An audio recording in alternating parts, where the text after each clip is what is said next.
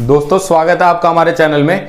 तो आज हम बताएंगे आरआरबी, एनटीपीसी और ग्रुप डी में क्या अपडेट है, क्या एग्जाम का प्रोसेस आगे कितना टाइम और लगेगा, और इसमें देखिए रिवाइज रिजल्ट कब तक आ सकता है, ग्रुप डी एग्जाम कब तक हो सकता है, और भर्ती प्रक्रिया अब तक अभी क्या क्या चल रहा है उसके अंदर।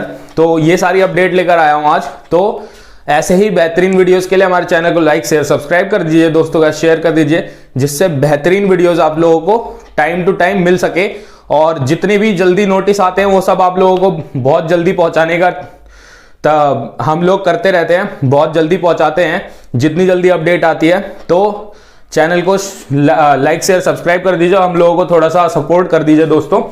तो आज आपको बताने जा रहा हूं कि इसमें एग्जाम कब तक हो सकता है। सबसे बड़ी बात है एग्जाम कब तक हो सकता है। तो इससे पहले अभी आप लोगों को पता था कि 16 फैब तक हमें भर्ती प्रक्रिया के लिए जो सुझाव देने थे वो सब कंप्लीट हो चुके हैं। तो लगभग 4 से 5 लाख इतने सुझाव गए हुए हैं उन लोगों के पास। 4 से 5 लाख सुझाव हैं, इससे ज्यादा भी हो सकते हैं। तो लगभग 4 से 5 लाख सुझाव सब बच्चों ने मिलकर भेजा है। तो इसमें क्या है, 5 लाख अगर सुझाव दिए गए हैं तो हमारा ये उन्होंने बोला था कि 4 मार्च तक इसका जो भी कमेटी बिठाई गई है वो कमेटी बता देगी कि क्या रिवाइज रिजल्ट दिया जाएगा, या फिर क्या रिवाइज रिजल्ट दिया जाएगा। ग्रुप डी में जो चेंजेस किए गए हैं, एनटीपीसी में जो जो चेंजेस किए गए हैं उन सबको दोबारा वापस लाया जाएगा। ग्रुप डी में जो मेंस करवाया गया है वो सब चीजें वापस होंगी, या फिर मेंस लगा ही रहेगा। और जो उसमें मेडिकल स्टैंडर्ड को चेंज किया गया है उन सबको वापस लाया जाएगा, या फिर ये ऐसे ही प्रोसेस चलता रहेगा। तो अभी देखिए हम लोगों को 4 मार्च तक तो इंतजार करना ही है। और जितना हंगामा हुआ था, जिस चीज के लिए इस प्रोसेस को रोका गया, वही मेन चीज था कि एनटीपीसी का जो रिवाइज रिजल्ट आना बहुत ज्यादा जरूरी है, और ग्रुप डी का जो मेंस है वो खत्म होना सबसे ज्यादा जरूरी है। ये दोनों चीजें सबसे ज्यादा जरूरी है। उसके बाद और सारे टॉपिक्स हैं जो भी महत्वपूर्ण है, लेकिन इनसे ज्यादा महत्वपूर्ण नहीं है। तो 4 मार्च तक का तो पता है। 4 मार्च को अगर मान लीजिए दे दिया जाता है, 4 से 5 मार्च तक अगर ये सब बता दिया जाता है कि हाँ अब रिवाइज रिजल्ट आएगा, तो ये मानकर चलिए कि रिवाइज रिजल्ट को बनाने में कम से कम 1 से 1.5 महीना लगेगा। तो मार्च जो पूरा है, मार्च पूरा एंड तक रिवाइज रिजल्ट, या अप्रैल स्टार्टिंग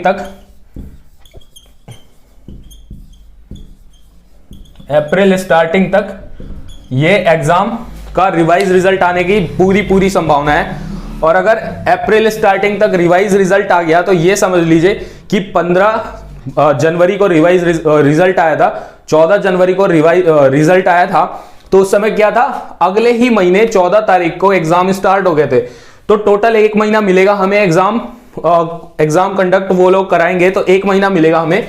तो अगर अप्रैल स्टार्टिंग में हो गया तो ये समझ लीजिए कि मई स्टार्टिंग में हमारा क्या होगा, मई स्टार्टिंग में एग्जाम स्टार्ट हो जाएंगे। और जहां पे 7 दिन 5-6 दिन एग्जाम चलने वाले थे, तो ये समझ लीजिए कि 10 दिन एग्जाम चलेंगे। और अभी जब एग्जाम होने जा रहे थे फरवरी में, तो उसमें क्या था, सब चीजों का एक शिफ्ट में एग्जाम कंप्लीट करा देते, क्योंकि 5 टाइप के पोस्ट हैं इसमें, 5 टाइप के पोस्ट हैं। तो अलग अलग 5 डेट दी गई थी, जिसमें एक दिन में 3 शिफ्ट में मैक्सिमम कंडक्ट करा देते वो लोग एग्जाम।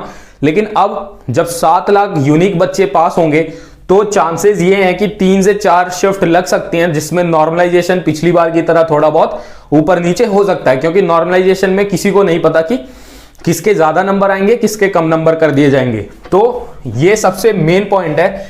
इसके बाद अगर ये एग्जाम हो गए 10-15 मई तक एग्जाम हो गए, तो उसके बाद ये समझ लीजिए कि 8 से 10 दिन तक आंसर की आ जाएगी।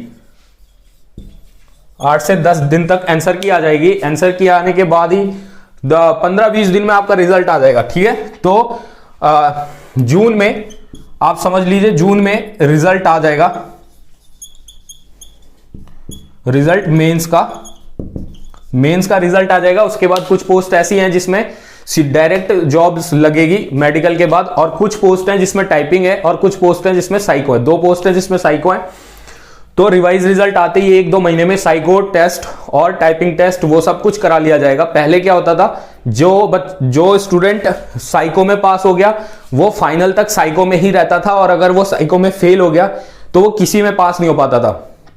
और अगर वो टाइपिंग में चला गया तो वो टाइपिंग में जाकर वो उसी पोस्ट को ले सकता था और किसी पोस्ट के लिए एलिजिबल नहीं था। तो लेकिन इस बार ये चेंज किया गया है कि इसके लिए एलिजिबल हैं बच्चे सॉरी, जो स्टूडेंट्स हैं वो सारी पोस्ट के लिए एलिजिबल हैं। तो ये वाला जो प्रोसेस है वो बहुत बेहतरीन है, क्योंकि पिछली बार जो चांसेस थे, जैसे अच्छा नंबर लेकर आ गया तो वो गुड्स गार्ड के लिए चला गया, साइको करवाने लग गए, तो उसमें दिक्कत हो जाती थी। अब ये जून तक रिजल्ट आप समझ लीजिए, और इसके बाद मैं आपको बता देता हूं कि ग्रुप डी का क्या हो सकता है। ग्रुप डी का हम लोगों को यही आसार लग रहे हैं, ज्यादातर यही चांसेस है कि मैक्सिमम 100% ये चांस है कि ग्रुप डी में एग्जाम जो है वो मेंस नहीं होगा। ठीक है दोस्तों, ये अच्छी खबर है, मेंस नहीं होगा। तो हम लोगों को सिर्फ उसकी तैयारी करनी है, प्री की। और प्री आप लोगों को पता है 3 महीने 4 महीने चलेगा, तो प्री कंप्लीट करते ही फिजिकल हो जाएगा। पिछली बार भी प्री दिसंबर में खत्म हो गया था और 10 फरवरी 8 फरवरी से एग्जाम, फिजिकल के एग्जाम चालू हो गए थे। तो ये समझ लीजिए कि 1 महीना मिलेगा फिजिकल करने के लिए। और जो थोड़े ज्यादा पढ़ाई करते हैं लाइब्रेरी में बैठकर और उनकी फिजिकल स्ट्रेंथ थोड़ी सी बेकार है, तो 4 मिनट 15 सेकंड बहुत दिक्कत करेगा फिजिकल करने के लिए। तो आप लोग थोड़ा थोड़ा वॉक कर सकते हैं या फिर हल्का हल्का फिजिकल एक्सरसाइज कर सकते हैं, जिससे लास्ट में आते आते दिक्कत ना हो। अभी तो बहुत टाइम है, लेकिन फिर भी थोड़ा थोड़ा करते रहेंगे तो आपकी हेल्थ भी बढ़िया रहेगी और फिर ये प्रोसेस भी जल्दी हो जाएगा। ठीक है दोस्तों, तो ये एग्जाम है और आप लोगों के लिए बेहतरीन वीडियोस हम लोग ला रहे हैं। साइंस के क्वेश्चंस आप बोलेंगे तो न्यूमेरिकल्स के जो क्वेश्चंस हैं साइंस के, वो 4 से 5 क्वेश्चन आते हैं जो वेटेज रखते हैं। और इस बार की देखिए, अब 8 से 10 जो पोस्ट थी उसमें से 8 से 10 जो नंबर है उसको कम कर दीजिए कट ऑफ में, इतने ज्यादा कट ऑफ कम जाएगी। और इसके बाद ग्रुप डी में इस बार कट ऑफ जाने के चांसेस हैं 60+2, ठीक है, ±2 इसके आसपास, क्योंकि 1 लाख वैकेंसी है दोस्तों, बहुत टाइम भी हो चुका है और 1,15,00,000 बच्चों ने भरा है। तो आपको पता ही है एनटीपीसी में 60 लाख बच्चों ने पेपर दिया, 1.35 लाख बच्चों ने भरा था, 1,35,00,000, तो उसमें 60 लाख बच्चों ने पेपर दिया। तो ग्रुप डी में भी कम बच्चे पेपर देंगे, लेकिन जो वेटिंग लिस्ट है उसको अगर रखेंगे तो कट ऑफ बहुत कम आती जाएगी। अभी आप लोगों को पता है 2018 में जो फॉर्म निकले थे उसकी वेटिंग लिस्ट अब तक आ रही है। तो ये बहुत बेहतरीन चीज है ग्रुप डी में। जो कोई भी स्टूडेंट है ऐसा मत सोचिए कि ग्रुप डी लग गए, ग्रुप डी में क्या काम करेंगे, बहुत बेकार जॉब है, ये है बेकार है। लेकिन ग्रुप डी एक आपको मंच दे देगी, प्लेटफॉर्म दे देगी, जिससे आप लोग वहां पे जॉब करते हुए साथ में पढ़ भी सकते हैं। कम से कम आपका बर्डन खत्म हो जाएगा घर वालों से, जिसमें आप लोगों को घर से कुछ ना कुछ इनकम लेनी पड़ती थी, 1,000 2,000 कुछ भी मिनिमम खर्चा जो आप कर सकते हैं, एकदम मिनिमम, जैसे लाइब्रेरी की फीस हो गई या घर पे कहीं पढ़ रहे हैं तो उसके लिए लाइट बल्ब, ये इधर उधर, कॉपी किताबें, नई नई बुक्स, जो करंट अफेयर की बुक्स हैं, कुछ भी, तो वैसे खर्चे बहुत कम हो जाएंगे। इसीलिए एक प्लेटफॉर्म मिल जाएगा, उसके बाद आप अच्छी तैयारी कर सकते हैं। तो ग्रुप डी बहुत बेहतरीन मौका है और आप लोगों को पता है अभी वैकेंसीज तो कम हो गई हैं, तो इसीलिए बस ये बता रहा हूं मैं आप लोगों को कि आरआरबी एनटीपीसी का अब क्या हो सकता है। तो बहुत जल्दी एग्जाम आने वाला है, ढीले मत पड़िए दोस्तों। मुझे पता है बहुत दोस्त हैं जो हमारे, वो बहुत ज्यादा ढीले पड़े हुए हैं। मैं भी थोड़ा बहुत स्लो डाउन हो चुका हूं, लेकिन हम लोगों को अब दोबारा कड़ी मेहनत करके इसको ग्रैब करना है। ये अपॉर्चुनिटी है, बार बार नहीं मिलती। तो इसीलिए एनटीपीसी बहुत अच्छी जॉब है, रिस्पेक्टेड जॉब है और आप लोगों को बहुत बेहतरीन सुविधाएं मिलती हैं रेलवे की तरफ से। क्वार्टर मिलता है, रेलवे फ्री टिकट, और भी बहुत बच्चों के लिए पढ़ाई, ड्रेस का खर्चा, साल का, इधर उधर सब कुछ मिलाकर बहुत अच्छी चीजें मिलती हैं। तो ये सब चीजें बताने आया था आप लोगों को। अगर वीडियो अच्छी लग गई है, ये सब चीजें अच्छी बताया है, तो आप लोग हमारे चैनल को लाइक कर दीजिए, शेयर कर दीजिए और सब्सक्राइब कर दीजिए। थोड़ा सा सपोर्ट कर दीजिए दोस्तों, जिससे आप लोगों को बेहतरीन वीडियोस मिल सके। और हमें थोड़ी सी दिक्कत हो रही है, इसलिए थोड़ा सा आप सपोर्ट कर देंगे तो बहुत बेहतरीन हो जाएगा। तो धन्यवाद दोस्तों।